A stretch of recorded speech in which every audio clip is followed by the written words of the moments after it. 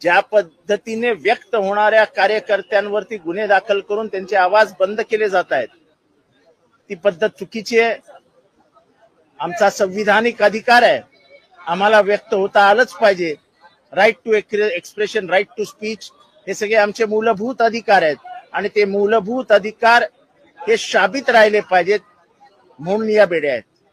या बेड्या याच्यासाठी पण आहेत की अमेरिकेमध्ये जे भारतीयांवर अन्याय होत आहेत, व्हिसाच्या बाबतीत ट्रम्प सरकारने आखलेलं धोरण आहे, अनेक भारतीयांचा घर संसार उद्ध्वस्त करणारे आहेत। ज्या पद्धतीने भारतीयांना एका विमानात 2 विमानात कोंबून भारतात पाठवलं, म्हणजे पायात साखळदंड, हातात हतकड्या,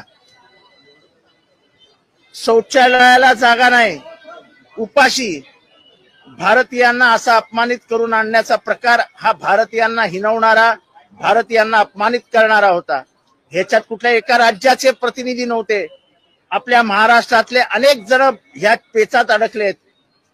पोरं अमेरिकेत राहतील, आईबाप मुंबईत महाराष्ट्रात येतील, आईबाप तिथे राहतील तर पोरं भारतात येतील। अशा पद्धतीने अमेरिकेत जाऊन मोठं होण्याचं स्वप्न बघणाऱ्या मराठी माणसांची स्वप्न आता उद्ध्वस्त होताना दिसत आहेत।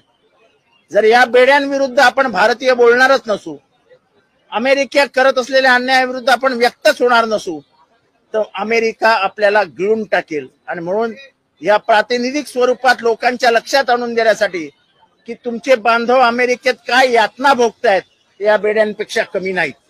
आणि म्हणूनच या बेड्या माझ्या हातात आहेत की एकतर अभिव्यक्ती स्वातंत्र्याला, आमच्या स्वातंत्र्यावर गणा आणू नका आणि अमेरिकेविरुद्ध आवाज उचलायला शिका। अमेरिका आपली बाप नाही।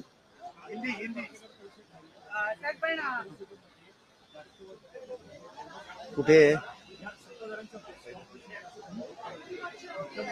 मी राष्ट्रवादीचा प्रतिनिधी तिथे होतो, त्यामुळे मला वाटतं की मी दुसऱ्या विषयावर आहे, हे विषय आता काढू नका।